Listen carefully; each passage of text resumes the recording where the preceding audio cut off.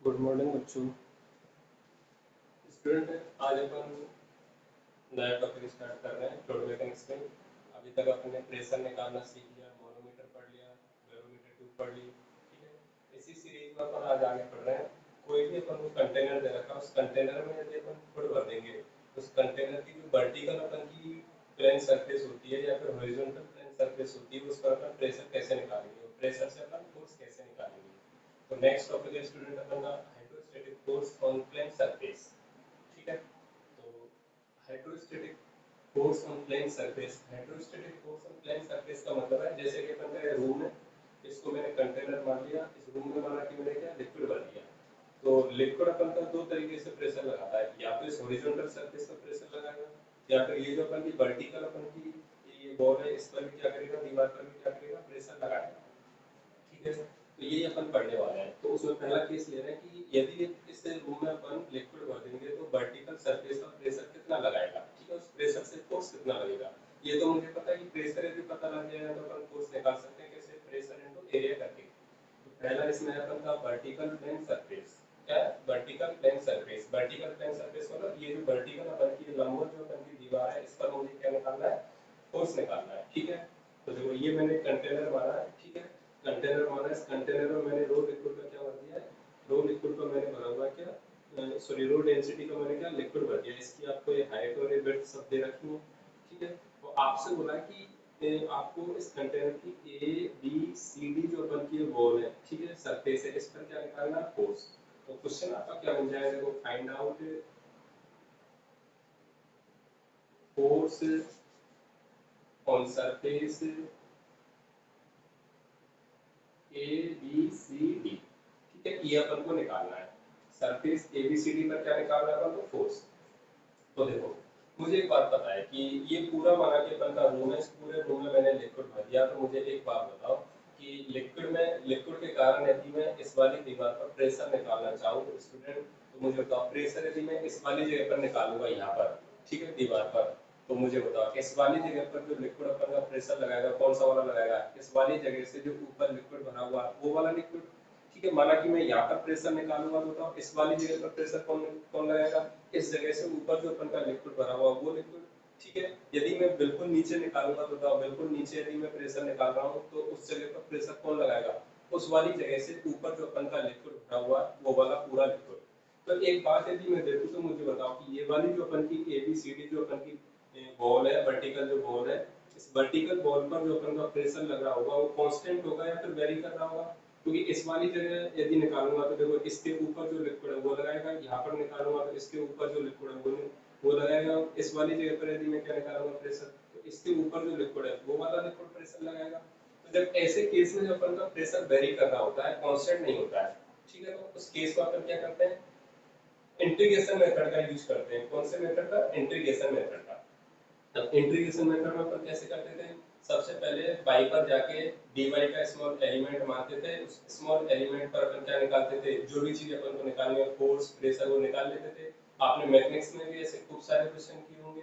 ठीक है, तो स्मॉल dy पर जब स्मॉल एलिमेंट पर अपन प्रेशर निकालेंगे तो टोटल निकालने के लिए मुझे क्या करना पड़ता है, उसका मुझे इंटीग्रेशन करना पड़ता है। लिमिट लगा देते हैं अपन, क्या है पूरी इस बॉल पर लगाना तो यहाँ से यहाँ तक की लिमिट लगा देंगे। तो देखो इंटीग्रेशन मेथड में मैं क्या कर रहा हूँ, मैंने क्या किया है y पर जाके और मैंने dy का क्या एलिमेंट मान लिया, वो एलिमेंट माना कि अपन का ये रहा। ठीक है, ये मैंने कहाँ से माना है, ये मैंने बॉटम पॉइंट से y ऊपर जाके मैंने dy का एक एलिमेंट मान लिया है। ठीक है, इस एलिमेंट की जो अपन की ये थिकनेस है कितनी, dy, और बॉटम से जो इसकी ये हाइट है ये कितनी दे रखी है, y। y पर जाके मैंने क्या मान लिया, dy। अब देखो ये जो अपन की वॉल आपको दिख रही है ए बी सी डी, इसको मैं किधर से देख रहा हूँ, फ्रंट से देख रहा हूँ। तो देखो फ्रंट व्यू यदि इसका बनाऊंगा तो कैसा बनेगा, ये। तो ये अपन का स्मॉल एलिमेंट है ये वाला डी वाई का। ठीक है, और ये वाली जो आपको लेंथ दे के रखी है जिस पर मैंने स्मॉल एलिमेंट मारा कितनी हो जाएगी, बाई। तो ये कौन सा व्यू अपन का, फ्रंट व्यू। अब माना कि इसको मैं साइड से ऐसे देखूं, तो देखो ऐसे भी देखूंगा तो मुझे कैसा दिखेगा कि ये तो अपन का स्मॉल एलिमेंट हो गया।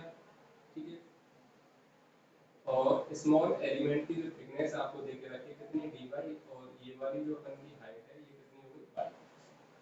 तो ये तो हो गया अपन का कौन सा, फ्रंट व्यू। ठीक है, और ये वाला कौन सा हो गया अपन का साइड व्यू। ये मैंने इसके डायग्राम बना दिए, ठीक है। अब मैं क्या करूंगा कि ये जो स्मॉल एलिमेंट है इस पर फ्लूइड के कारण क्या निकाल लूंगा, लिक्विड के कारण प्रेशर निकाल लूंगा। प्रेशर निकालूंगा तो बताओ इस स्मॉल एलिमेंट पर जो फोर्स लग रहा होगा इस स्मॉल एलिमेंट के एरिया से क्या कर दूंगा मल्टीप्लाई, ठीक है। टोटल निकालना तो मैं क्या कर दूंगा इंटीग्रेशन कर दूंगा। तो बताओ ये आपको थीम समझ में आई है नहीं है कि मैं क्या कर रहा हूँ, बताओ इसमें किसी को दिक्कत है क्या। अब देखो मैं प्रेशर निकाल रहा हूँ स्मॉल एलिमेंट पर, तो प्रेशर एट स्मॉल एलिमेंट,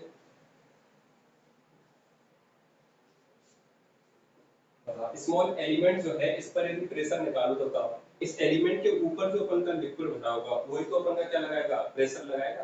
तो बताओ ये वाली जो अपन की लेंथ होगी ये कितनी है अपन की, तो ये टोटल कितनी है अपन की सी, तो ये वाली लेंथ यदि मैं आपसे पूछूं तो कितनी हो जाएगी सी माइनस बाई, मतलब प्रेशर जो लगाएगा वो कौन सा वाला लिक्विड लगाएगा सी माइनस बाई हाइट में जो अपन का लिक्विड भरा हुआ है वो क्या लगाएगा प्रेशर। तो फाइनली जब प्रेशर निकालूंगा तो लिक्विड के कारण प्रेशर का फॉर्मूला अपन ने पढ़ा हुआ क्या रो जी एच, बताओ एच क्या होता है उस पॉइंट की लिक्विड के फ्री सरफेस से डिस्टेंस होती है जहां पर मुझे क्या निकालना होता है प्रेशर। तो ये वाली वो जगह है जहां पर मुझे प्रेशर निकालना है, तो इस वाली जगह से ऊपर की हाइट कितनी है सी माइनस बाई, तो एच की वैल्यू कितनी हो जाएगी सी माइनस बाई। तो देखो ये आ गया अपन का रो जी इनटू कितना सी माइनस बाई। अच्छा ये जो प्रेशर आया अपन का ये किस पर आया स्मॉल एलिमेंट पर। अब मुझे एक बात बताओ स्टूडेंट, यदि स्मॉल एलिमेंट पर मुझे फोर्स निकालना है तो कैसे निकालूंगा, तो फोर्स एट स्मॉल एलिमेंट, तो बताओ फोर्स कैसे निकालूंगा, ये प्रेशर इनटू क्या एरिया, ठीक है। प्रेशर इनटू क्या करना पड़ेगा मुझे एरिया, ये अपन को पता था। तो देखो प्रेशर इनटू जब एरिया करेंगे तो क्या आएगा अपन का,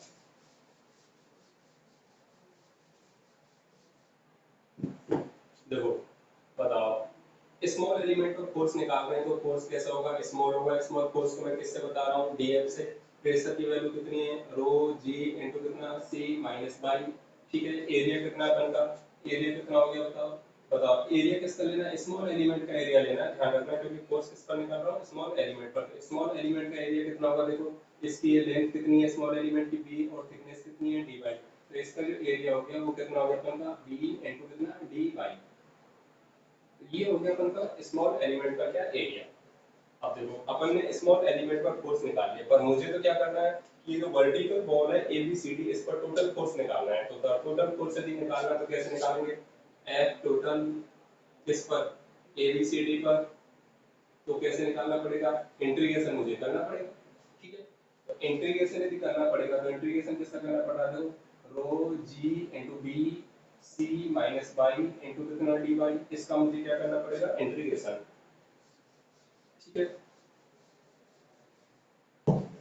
अब देखो इसका इंटीग्रेशन मुझे करना है और लिमिट किसकी फॉर्म में लगानी है मुझे y की फॉर्म में, क्योंकि इंटीग्रेशन किसकी फॉर्म में कर रहा हूं मैं y की फॉर्म में।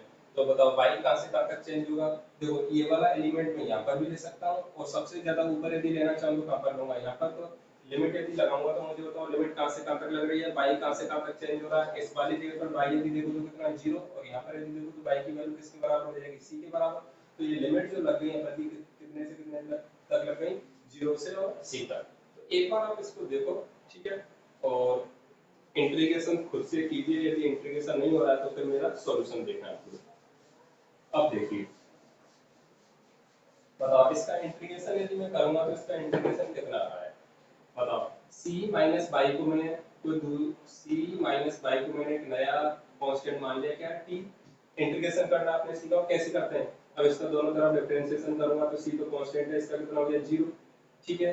फाइनली डी बाई का कितना हो गया डी बाई और टी का कितना हो गया डी टी, ठीक है ना। तो देखो इस वाली जगह पर यदि मैं सारी चीजें रखूं तो फाइनली एफ टोटल की जो वैल्यू अपन की आएगी स्टूडेंट तो कितनी आ रही है 0 से सी रो जी बी और ये कितना हो गया अपन का, इसकी जगह मैंने लिख दिया कितना टी, ठीक है। और ये कितना हो गया अपन का डी बाई और डी बाई की जगह मैंने क्या लिख दिया डी टी, ठीक है। और माइनस है तो माइनस मैंने क्या आगे लगा दिया, माइनस तो सिर्फ प्रेशर की डायरेक्शन को बता रहा है, प्रेशर की डायरेक्शन कैसी होगी और फोर्स की डायरेक्शन कैसी होगी। फाइनली जब इसका मैं इंटीग्रेशन कर रहा हूँ तो देखो एफ टोटल अपन का आ रहा है स्टूडेंट कितना आ रहा है, रो जी बी तो कांस्टेंट है, टी का इंटीग्रेशन कितना होगा, टी स्क्वायर बाई 2, ठीक है। और लिमिट कितनी हो गई, 0 से और सी तक। चलो लिमिट रखो इसमें, तो एफ टोटल की जो वैल्यू आ रही है रो जी बी, बताओ कितना, सी माइनस बाई का होल स्क्वायर डिवाइडेड बाई कितना, 2, यही है ना। 2 को मुझे क्या करना है, इसके नीचे लिखना है, देखो 2 का होल स्क्वायर नहीं है, और लिमिट हो गई 0 से और सी तक। चलो लिमिट रखो, तो एफ टोटल जो आ रहा है अपन का वो कितना गया, रो जी बी, एक बार कितने रखेंगे, सी रखी तो सी माइनस सी कितना हो गया अपन का, 0, ठीक है। और देखो ये आगे इसमें क्या चल रहा है अपन का, माइनस चल ही रहा है, ठीक है। और माइनस करके बताओ एक बार कितना रखना है, 0 रखना है, तो बाई की जगह 0 रखेंगे, कितना आ रहा है, देखो rho G B C square by कितना, 2, तो माइनस और माइनस कितना हो जाएगा अपन का, प्लस। तो फाइनली जो एफ टोटल की वैल्यू आ रही है स्टूडेंट, तो कितनी आ रही है अपन की, तो एफ टोटल जो अपन का आ रहा है वो आ रहा है अपन का rho G B C square by 2, ये अपन का एफ टोटल आ गया। इस इंटीग्रेशन को खुद से करें आप लोग एक बार, ठीक है। समझ में नहीं आया तो वीडियो को पॉज कर करके बार बार देखें। और मैंने आपको पहले भी बोला कि कोई दिक्कत हो तो you can contact me on WhatsApp 8949851871, ठीक है। अब देखो, यदि मैं जो सरफेस अपन ने मानी थी, आप लोग अपनी कॉपी में देखिए जो आपने डायग्राम बनाया होगा, तो सरफेस का यदि मैं एरिया की बात करूं, तो सरफेस ए बी का जो एरिया होगा, surface A B C D, या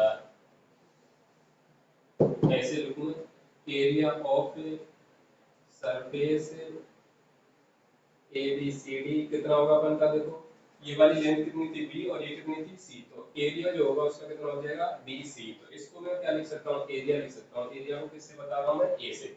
तो फाइनली देखो इसमें यदि बी इंटू सी की जगह मैं एरिया लिखना चाहूँ तो क्या होगा, बी इंटू सी की जगह यदि मैं एरिया लिखना चाहूँ तो क्या होगा, फाइनली एफ टोटल की जो अपन की वैल्यू आ रही है स्टूडेंट, वो आ गई रो जी बी इंटू सी, और ये सी बाई 2। तो देखो कितना, रो जी, बताओ बीसी की जगह मैंने क्या लिख दिया, ए एरिया है, और ये कितना, सी बाई 2। अच्छा, मेरी जो डायग्राम था वो कैसा था, एबीसीडी का, ये रहा। अब देखो ये वाली जो अपन की हाइट थी वो कितनी थी अपन की, सी। अब देखो ये सी बाई 2 क्या है इसका, मुझे बताओ, मुझे एक बात बताओ, सी बाई 2 जो होगा वो इसका सेंटर ऑफ ग्रेविटी की डिस्टेंस है या नहीं फ्री सरफेस से। तो सी बाई 2 को मैं क्या लिख रहा हूँ, देखो ये जो सी बाई 2 यदि मैं बोल रहा हूँ ये सेंटर ऑफ ग्रेविटी है, तो देखो सी बाई 2 को मैं क्या लिख रहा हूँ, सी बाई 2 बराबर मैं लिख रहा हूँ कितना, एच बार। एच बार का मतलब है centre of gravity, distance of centre of gravity, ठीक है, of liquid from free surface. तो फाइनली यदि मैं फॉर्मूला को देखूं तो बहुत प्यारा सा फॉर्मूला आ रहा है बच्चों, देखो तो प्यारा सा फॉर्मूला अपना क्या आ रहा है, F total is equal to rho g A into कितना, एच बार। एच बार क्या है, जिस सरफेस पर मुझे क्या निकालना है, प्रेशर निकालना है या फोर्स निकालना है, उस सरफेस की सेंटर ऑफ ग्रेविटी की क्या है, डिस्टेंस है from the surface of liquid से। और ए क्या है, एरिया ऑफ सरफेस जिस पर मुझे क्या निकालना है, फोर्स। तो ये तो क्या बनता है, एरिया, और ये क्या है, सेंटर ऑफ ग्रेविटी की डिस्टेंस फ्रॉम फ्री सरफेस। तो ये आपको फॉर्मूला याद रखना है, ठीक है। काफी बार अपन ने जो डेरिवेशन किया यही पूछता है, बहुत ज्यादा टफ इसमें पूछता नहीं है, ठीक है। या फिर आपको डायरेक्ट क्या है, वैल्यू दे देगा, और आपको क्या है, ए की वैल्यू रखनी है और एच बार की वैल्यू रखनी है। एच बार जनरली क्या होता है, यदि वर्टिकल सरफेस है तो उसके लिए एच बार क्या हो जाएगा, जो उसकी टोटल हाइट दे रखी है उसका आधा, ठीक है। तो उसकी आधे की अपन वैल्यू रख देंगे तो मुझे क्या पता लग जाएगा, फोर्स। तो एक बार आप इसको अच्छे से देखें, बहुत ज्यादा टफ नहीं पूछता, इस पर काफी बार ये डायरेक्ट फॉर्मूला पूछा हुआ अपन से एग्जाम में, ठीक है, नीट और जेई दोनों में, ठीक है। नीट में तो जनरली ये नहीं पूछता है, जेई में पूछा हुआ है एक दो बार, तो आप लोग इसको अच्छे से देखें। नेक्स्ट अपन देखते हैं, अपन ने अभी तो निकाला किस पर, वर्टिकल सरफेस पर। अब मैं हॉरिजॉन्टल सरफेस पर निकालना चाहूँ तो कैसे निकालूंगा, देखो हॉरिजॉन्टल सरफेस पर निकालने के लिए मैं आपको एक क्वेश्चन करा रहा हूँ, जिससे वर्टिकल वाला भी आपको समझ में आ जाएगा और हॉरिजॉन्टल वाला भी आपको समझ में आ जाएगा।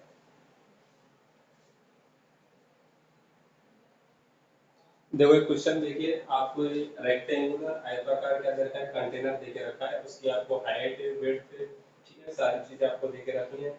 इस कंटेनर को मैंने, आयताकार कंटेनर को, रेक्टेंगुलर कंटेनर को मैंने क्या है, वाटर से कंप्लीटली फिल्ड किया हुआ है। अब आपसे क्या बोला है कि आपको हाइड्रोस्टेटिक फोर्स है कौन सी सरफेस पर, हॉरिजॉन्टल सरफेस पर, और ये जो कंटेनर है इसकी किसी एक लार्ज बड़ी वर्टिकल सरफेस पर जो फोर्स है उन दोनों का क्या निकालना है, रेशो निकालना है। तो क्वेश्चन लिख लो आप लोग इंग्लिश में, find out the find out the ratio of hydrostatic force at the bottom surface to that of any large vertical surface।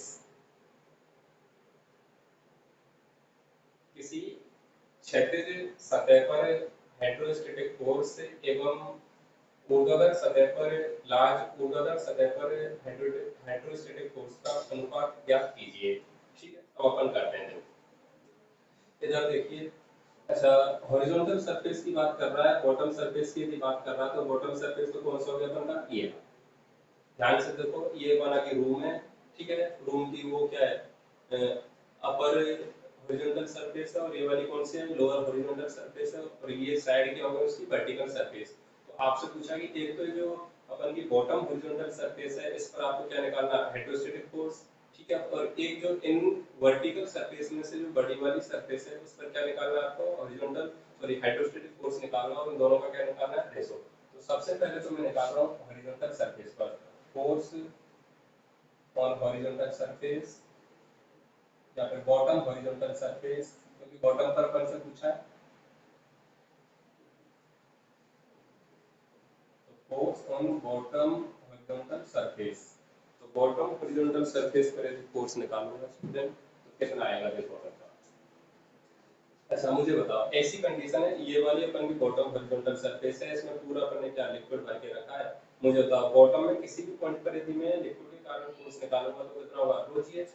चाहे यहाँ पर निकालूं तब भी कितना है, रो जी एच, क्योंकि एच की वैल्यू क्या है, जिस पॉइंट पर मैं क्या निकाल रहा हूँ, फोर्स निकाल रहा हूँ, ठीक है, उस पॉइंट की फ्री सरफेस ऑफ लिक्विड से क्या निकालनी है, डेप्थ। तो ऊपर से यदि डेप्थ देखेंगे तो देखो इस वाले पॉइंट की डेप्थ भी कितनी है, यहाँ पर निकालूं फिर भी कितनी है, चाहे यहाँ पर निकालूं फिर भी कितनी है, यहाँ पर निकालूं फिर भी वो वाली डेप्थ कितनी होगी, एच। क्योंकि बॉटम जो हॉरिजॉन्टल सरफेस है, ठीक है, इक्विलिब्रियम कंडीशन दे रखी है। तो मैंने आपको पहले भी बोला कि कोई भी हॉरिजॉन्टल सरफेस होता है उस पर हर एक पॉइंट पर का प्रेशर कैसा रहता है, इक्वल। तो देखो बॉटम हॉरिजॉन्टल सरफेस पर यदि फोर्स देखो तो एट बॉटम कितना हो जाएगा अपन का, रो जी ए इनटू कितना, एच बार, ये अपन का हाइड्रोस्टेटिक फोर्स होता है। हाइड्रोस्टेटिक फोर्स में रो क्या होता है, रो होता है अपन की डेंसिटी लिक्विड की, तो कितनी है 10⁻³ जी की वैल्यू जी।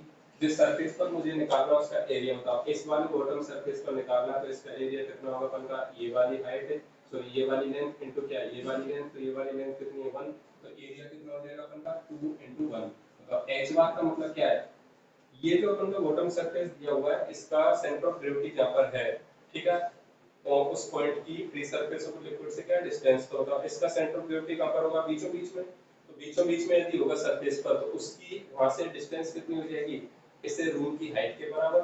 तो एच बार की वैल्यू बॉटम सरफेस के लिए कितनी होती है, बॉटम सरफेस के लिए एच बार होगा ये, क्योंकि यहाँ पर निकाल लूँ चाहे यहाँ पर कहीं पर भी निकाल लूँ, हर एक जगह की फ्री सरफेस ऑफ लिक्विड से डिस्टेंस कितनी है, इस वाली हाइट के बराबर है। ये बात अच्छे से याद रखना। बॉटम सरफेस के लिए हाइट क्या होती है, या बॉटम सरफेस के लिए अपन का ये जो एच बार की वैल्यू होती है वो क्या होती है, जो अपन ने अभी तक प्रेशर में पढ़ी है वही होती है। प्रेशर में अपन ने फॉर्मूला पढ़ा था रो जी एच, उसमें एच क्या लेते थे अपन, जिस पॉइंट पर मुझे सरफेस पर प्रेशर निकालना है उस पॉइंट की फ्री सरफेस ऑफ लिक्विड से क्या डिस्टेंस।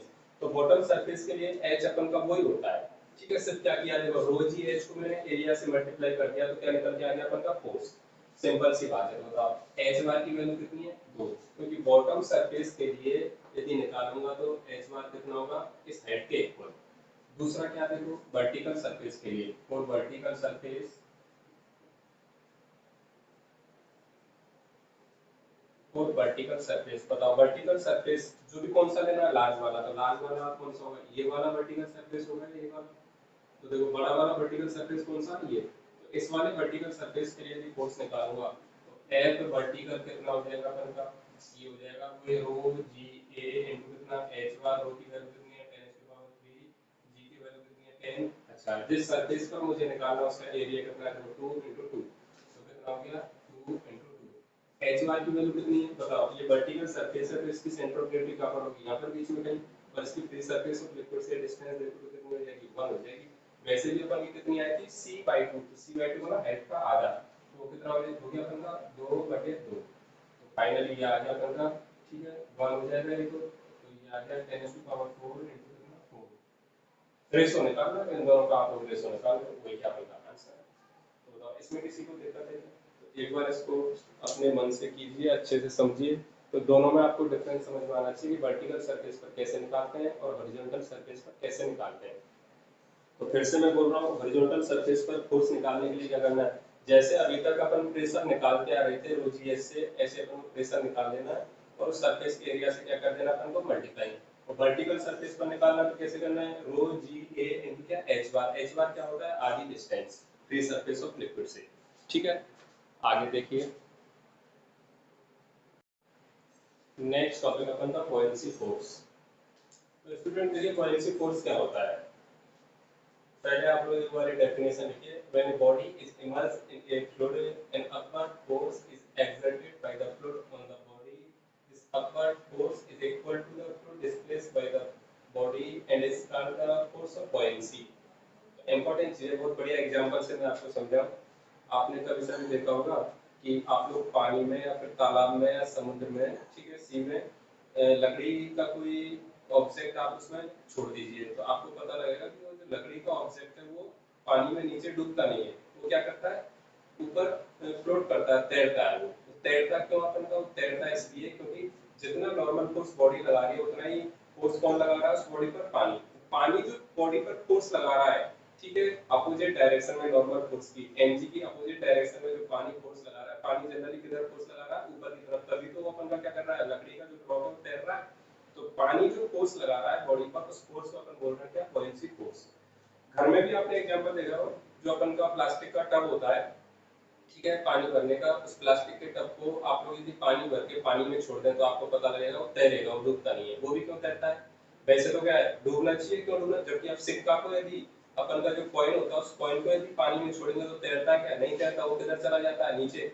जबकि पानी में जो अपन का टब होता है, ठीक है जिसको अपन देसी भाषा में मग्गा बोलते हैं, उस मग्गा को जो अपन यूज करते हैं उसको पानी भर देते हैं और पानी में छोड़ देते हैं बाल्टी में, तो वो तैर डूबता है क्या, नहीं डूबता, क्या करता है तैरता है। तो क्यों तैर रहा है, क्योंकि उस पर ऊपर की ओर क्या लग रहा है बुओयेंसी फोर्स लग रहा है, और कितना लग रहा है जितना कि नीचे की तरफ कौन लग रहा है mg। कॉइन के केस में क्या होता है, कॉइन का जो mg होता है, कॉइन पर जो बुओयेंसी फोर्स लग रहा है उससे क्या हो जाता है ज्यादा हो जाता है, mg ज्यादा हुआ तो कॉइन किधर चला जाता है नीचे। तो मेरे हिसाब से आपको यह बात समझ में आई होगी फोर्स ऑफ बुओयेंसी क्या होता है। तो बुओयेंसी फोर्स क्या होता है कि लिक्विड जो होता है अपन का वो ऑब्जेक्ट पर अपवर्ड डायरेक्शन में जो फोर्स एक्सर्ट करता है उस फोर्स को अपन क्या बोल रहे हैं बुओयेंसी फोर्स। ठीक है, और दूसरा पॉइंट देखिए कि जनरली जो अपन का बुओयेंसी फोर्स होता है वो जनरेट किसके कारण होता है, प्रेशर डिफरेंस के कारण। देखिए माना कि मैंने ये अपन का कोई ब्लॉक है लकड़ी का, ये पानी में मैंने छोड़ दिया, तो ये क्या कर रहा है तैर रहा है, तैर क्यों रहा है क्योंकि इस पर कौन लग रहा है बुओयेंसी फोर्स ऊपर की तरफ। ठीक है, अब ये बुओयेंसी फोर्स किसके कारण लग रहा है कि लिक्विड यदि है तो लिक्विड क्या कर रहा होगा अपन के, ये जो ब्लॉक है इस ब्लॉक की वर्टिकल सरफेस पर भी क्या लगा रहा होगा प्रेशर लगा रहा होगा। ठीक है, तो ये जो प्रेशर डिफरेंस आ रहा है इस प्रेशर डिफरेंस के कारण जो फोर्स जनरेट हो रहा है उसको अपन क्या बोल रहे हैं फोर्स ऑफ बुओयेंसी। तो आपको इसमें ज्यादा कुछ याद नहीं रखना है, सिर्फ आपको कितना याद रखना है कि कोई भी ऑब्जेक्ट अपन का जब लिक्विड में या तो क्या कर रहा है अपन का तैर रहा है फ्लोट कर रहा है, या फिर क्या कर रहा है कंप्लीटली क्या अपन का सबमर्ज किया हुआ है, तो उस ऑब्जेक्ट पर हमेशा पानी या लिक्विड एक फोर्स लगाता है, उस फोर्स को अपन क्या बोलते हैं बुओयेंसी फोर्स। ठीक है, तो इसी डेफिनेशन को मैंने सिंपल तरीके से लिखा है पॉइंट नंबर 3 में, the upward force applied by the fluid on the object when an object is put in और सबमर्ज्ड इन द फ्लूइड। तो ये अपवर्ड फोर्स जो लगा रहा है लिक्विड या फ्लूइड ऑब्जेक्ट पर है, ठीक है कब, जब ऑब्जेक्ट को अपन क्या कर रहे हैं या तो लिक्विड के अंदर रख रहे हैं, ठीक है अंदर छोड़ दिया, या फिर लिक्विड के ऊपर क्या कर रहा हूं तैर रहा है, तो उस वाली कंडीशन में लिक्विड या फ्लूइड जो अपवर्ड फोर्स लगाएगा उस फोर्स को अपन क्या बोल रहे हैं फोर्स ऑफ बुओयेंसी। तो तीनों पॉइंट आपको समझ में आए होंगे, आपने 10th क्लास में पढ़ा हुआ थोड़ा सा। तो एक बार मैं फिर बोल रहा हूँ फोर्स ऑफ बुओयेंसी क्या होता है, जब भी कोई ऑब्जेक्ट अपन का फ्लूइड में होता है तो उससे ऑब्जेक्ट पर फ्लूइड क्या करता है अपवर्ड डायरेक्शन में एक फोर्स लगाता है, उस फोर्स को अपन क्या बोल रहे हैं फोर्स ऑफ बुओयेंसी। ठीक है, वो कितना लगता है, ठीक है किधर उसकी डायरेक्शन होती है, कहाँ पर लगता है, वो मैं सब आपको बताऊंगा। तो ये तीनों पॉइंट आप लोग लिख लें एक बार, और जो भी आपको समझ में आए वो भी आप लोग लिख लें एक बार। ठीक है, स्क्रीनशॉट ले लो और लिख लो।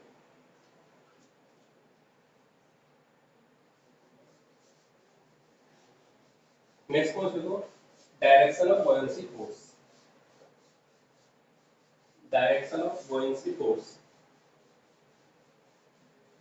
तो देखो डेफिनेशन में आ रहा था कि लिक्विड एक्सर्टेड अपवार्ड फोर्स, उस अपवार्ड फोर्स को अपन क्या बोल रहे थे, बॉयंसी फोर्स। तो डायरेक्शन ऑफ बॉयंसी फोर्स क्या होगी, ऑलवेज इन अपवर्ड डायरेक्शन। ठीक है, तो देख लो,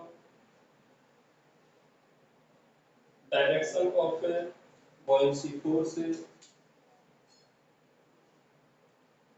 always in upward direction.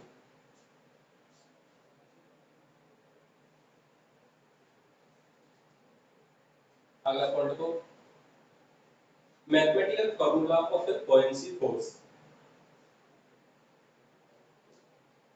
Mathematical formula of a buoyancy force. तो देखो,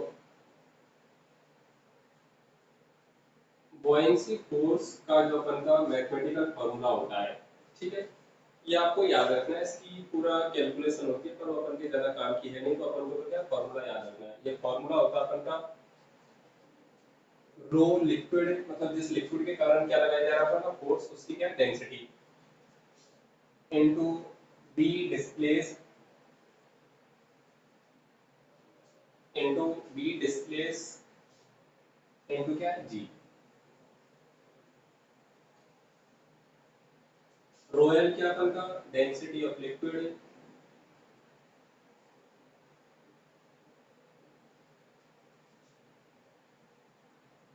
बी डिस्प्लेस्ड क्या है, वॉल्यूम ऑफ लिक्विड,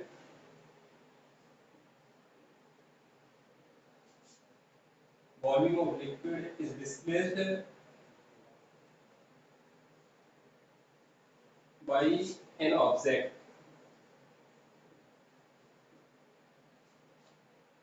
ये इंपॉर्टेंट चीज है। बी डिस्प्लेस क्या अपन का, जिस ऑब्जेक्ट को अपन लिक्विड में फ्लूइड में क्या कर रहे हैं, छोड़ रहे हैं, उस लिक्विड के कारण, उस ऑब्जेक्ट के कारण जो फ्लूइड का लिक्विड का वॉल्यूम डिस्प्लेस किया जा रहा है, उसको अपन क्या बोल रहे हैं, बी डिस्प्लेस। तो बुओयंसी फोर्स की वैल्यू क्या होगी, rho liquid B displace into क्या, जी। या फिर इसको अपन सिंपल याद करेंगे, रो बीडी इनटू कितना, जी बीडी का मतलब बी डिस्प्लेस अपन को लेना है। ठीक है ना, तो ये आपको याद रखना है। ठीक है, ये फॉर्मूला कैसे आया, ये अपन के ज्यादा काम की बात है नहीं है, इसका डेरिवेशन है, फिर भी आपको क्या करना है, याद रखना है। बॉयंसी फोर्स कितना होता है, rho L B displace into G. Rho L क्या है, उस लिक्विड की डेंसिटी है जिसके कारण क्या लगाया जा रहा है, फोर्स। और बी डिस्प्लेस क्या, ऑब्जेक्ट के द्वारा या ऑब्जेक्ट से जो लिक्विड का वॉल्यूम डिस्प्लेस किया जा रहा है, उसको अपन क्या बोल रहे हैं, बी डिस्प्लेस। ठीक है, नेक्स्ट पॉइंट, नेक्स्ट पॉइंट लिखिए, buoyancy force is a contact force। buoyancy force is a contact force। buoyancy force is a contact force। ठीक है, आपने कांटेक्ट फोर्स दो तरीके के पढ़ेंगे, एक तो नॉर्मल फोर्स होता है, कौन सा होता है अपन का, एक तो नॉर्मल फोर्स हो गया, ठीक है, और एक कौन सा है, कांटेक्ट फोर्स। मतलब फोर्स आपने दो तरीका के पढ़े हैं, मैकेनिक्स में आपने पढ़ा होगा ये सब। ठीक है ना, अब देखिए, जैसे कि मैं आपको एक एग्जांपल बता रहा हूँ। माना कि ये अपन का कोई क्या कंटेनर है, इस कंटेनर में कौन भरा हुआ अपन का, लिक्विड। देखना अपन कैसे कैलकुलेट करेंगे। और ये कोई अपन का ऑब्जेक्ट है, ठीक है, ये क्या अपन का ऑब्जेक्ट। अच्छा, इस ऑब्जेक्ट का जो वॉल्यूम अपन का, ऑब्जेक्ट का जो वॉल्यूम अपन का कहां पर है, लिक्विड के अंदर है, मतलब ये वाला वॉल्यूम।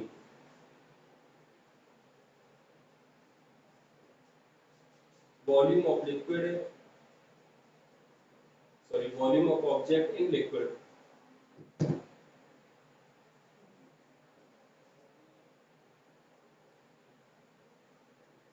कितना आपको देके रखा है, बी। और बी नॉट है total volume of object.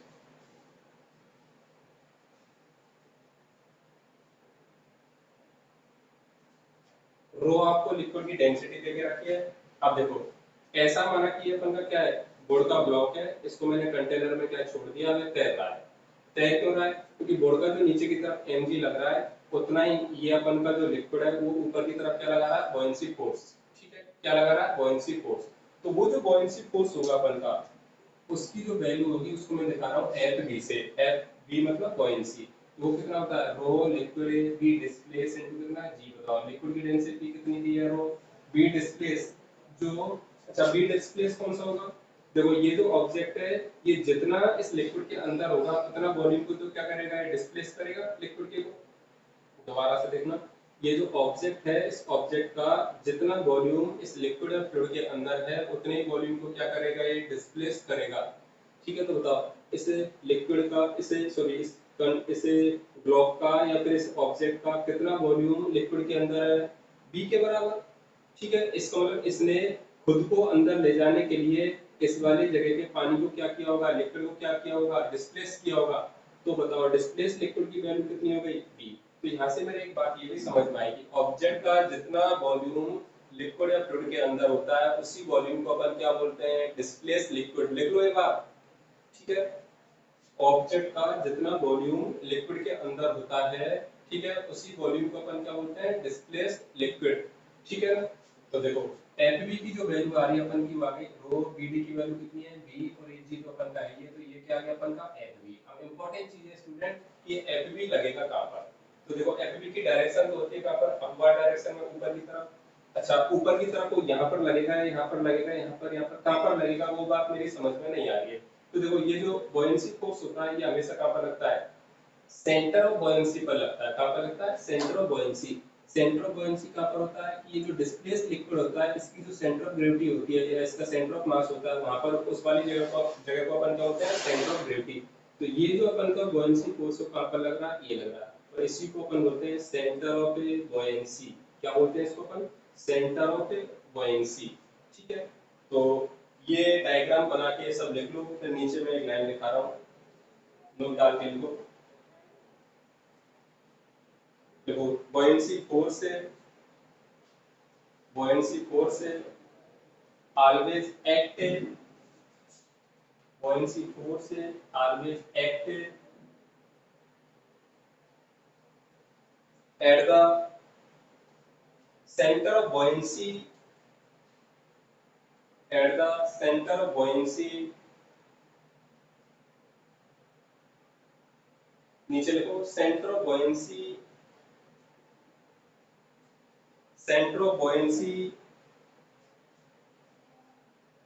is the center of mass, center of buoyancy is the center of mass of a displaced liquid,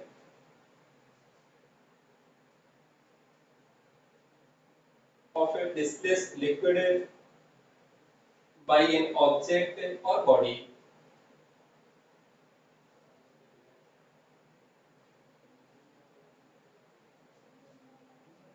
note number 2 लिख लो, buoyancy force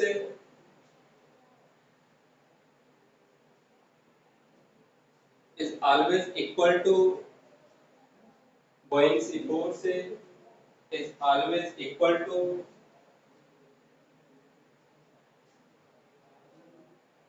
weight of displaced liquid, weight of displaced liquid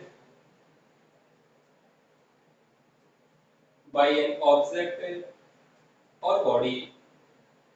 देखो last point जो मैंने लिखा है, देखो buoyancy force की value कितनी है, ये। अब मुझे एक बात बताओ कि ये जो रो बी जी है, रो इंटू बी इंटू जी, ये तो क्लियर है, रो इंटू बी क्या है, उनका मास, और जी से मल्टीप्लाई कर दिया तो क्या बन गया, वेट। अब रो इंटू बी कौन सा मास है, देखो बी वॉल्यूम कौन सा है, वो वॉल्यूम है जिस वॉल्यूम को अपन ने क्या है, डिस्प्लेस किया है, अपन के ऑब्जेक्ट ने जिस लिक्विड या फ्लूइड के वॉल्यूम को क्या किया, डिस्प्लेस। मुझे बताओ डिस्प्लेस लिक्विड के वॉल्यूम को यदि मैं उस लिक्विड की डेंसिटी से मल्टीप्लाई करूंगा तो कौन सा मास आएगा, जो डिस्प्लेस लिक्विड है उसका मास आएगा, और डिस्प्लेस लिक्विड के मास को यदि जी से मल्टीप्लाई करेंगे तो कौन सा वेट आएगा, डिस्प्लेस लिक्विड का वेट। तो buoyancy फोर्स जो है वो किसके इक्वल है, ये जो डिस्प्लेस लिक्विड है उसके वेट के इक्वल हमेशा। ठीक है, और दूसरी बात, बॉयंसी फोर्स कहाँ पर लगेगा? हमेशा सेंटर ऑफ बॉयंसी पर। और सेंटर ऑफ बॉयंसी अपन का क्या होता है? ये जो डिस्प्लेस लिक्विड होता है, इसका जो सेंटर ऑफ मास होता है, उसी को अपन क्या बोल रहे हैं? Centre of buoyancy. ठीक है, ये बातें आपको क्लियर हुई नहीं, इनको आप लोग बार बार पढ़ें एक बार। ठीक है, और अच्छे से दिमाग में बैठा लें कि भाई बॉयंसी फोर्स क्या होता है, वॉल्यूम कौन सा लेना है, बॉयंसी फोर्स कहाँ पर लगेगा, उसकी डायरेक्शन क्या होती है, ये सब आप लोग अच्छे से कर रहे हैं। ठीक है, अगला टॉपिक आएगा अपन का आर्किमिडीज प्रिंसिपल। क्या आएगा? Archimedes principal. वो क्या होता है देखिए, देखिए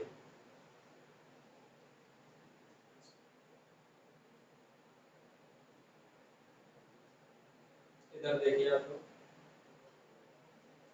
आर्किमिडीज प्रिंसिपल क्या है? ये कोई नई बात नहीं है, इसको मैं आपको पहले भी बता चुका हूँ। ठीक है, एक बार आप फिर से देख लें। It state that when a body is partially और fully dipped into a fluid at rest. ठीक है, मतलब यदि अपन बॉडी को फुली या पार्शियली डिप कर देंगे किसमें? कोई कंटेनर में, अपन का रेस्ट में क्या भरा हुआ है? Liquid. The fluid exert an upward force of buoyancy equal to the weight of the displaced liquid. ये सबसे लास्ट वाला पॉइंट मैंने आपको लिखवाया था कि बॉयंसी फोर्स जो होता है वो किसके इक्वल होता है?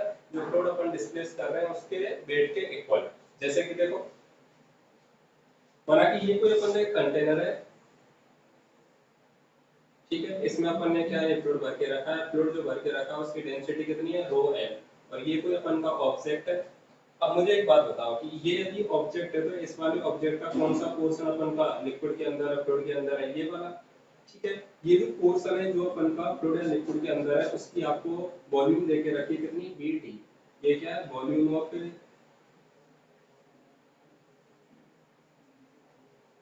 डिस्प्लेस्ड लिक्विड या फ्लूइड।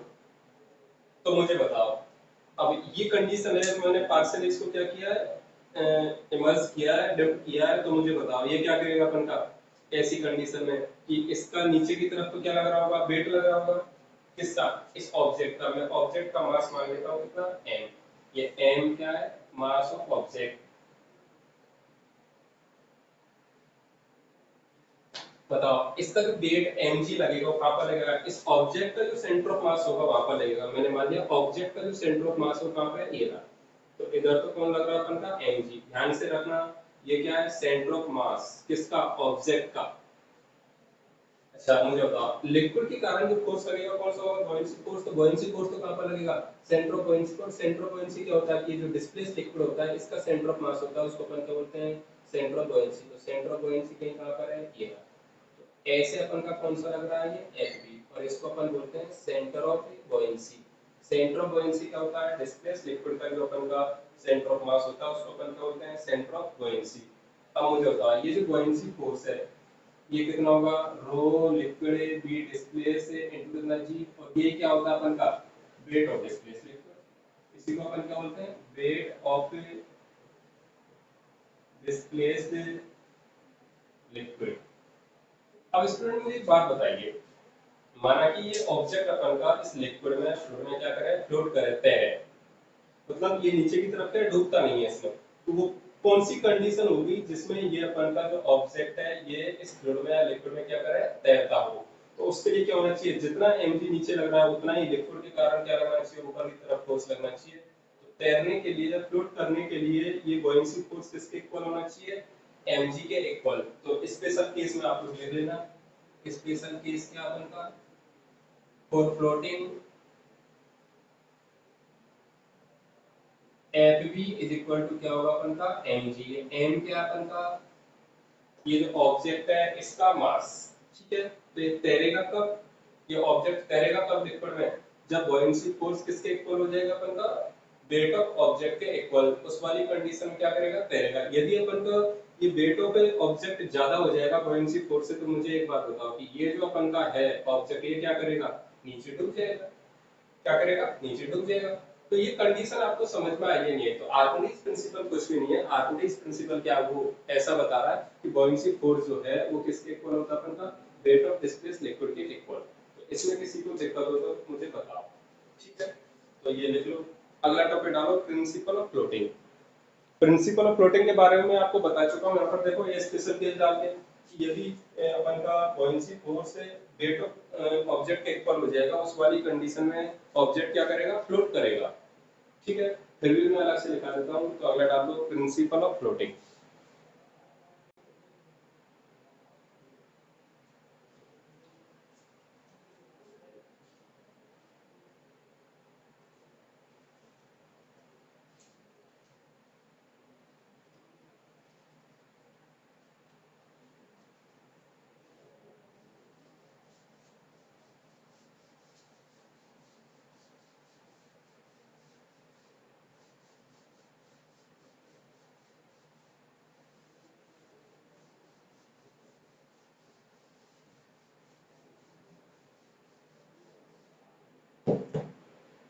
अगला टॉपिक है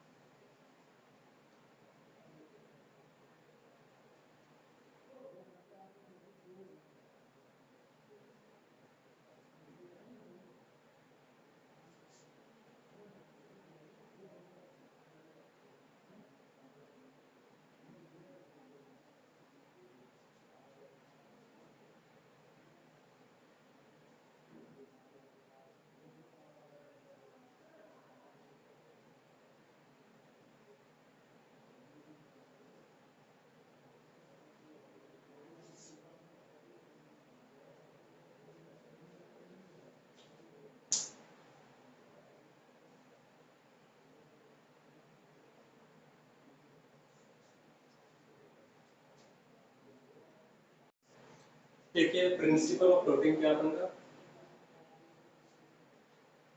प्रिंसिपल ऑफ फ्लोटिंग के बारे में मैंने आपको पहले ही बता दिया कि कोई भी ऑब्जेक्ट अपन का लिक्विड में या फ्लूइड में कब फ्लोट करेगा, जब उसे ऑब्जेक्ट का वेट है ऑब्जेक्ट पर लिक्विड या फ्लूइड के कारण जो अपन का बुओयेंसी फोर्स लग रहा है उसके इक्वल हो जाएगा।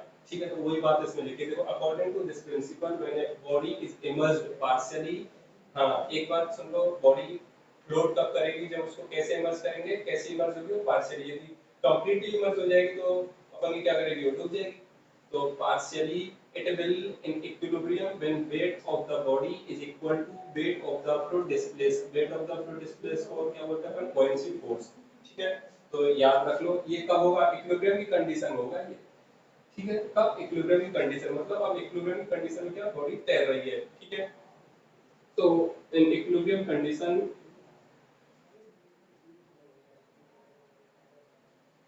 बताओ, ये जो buoyancy फोर्स है ये किसके इक्वल होगा, weight of बॉडी। किसके इक्वल होगा, वेट ऑफ बॉडी के इक्वल।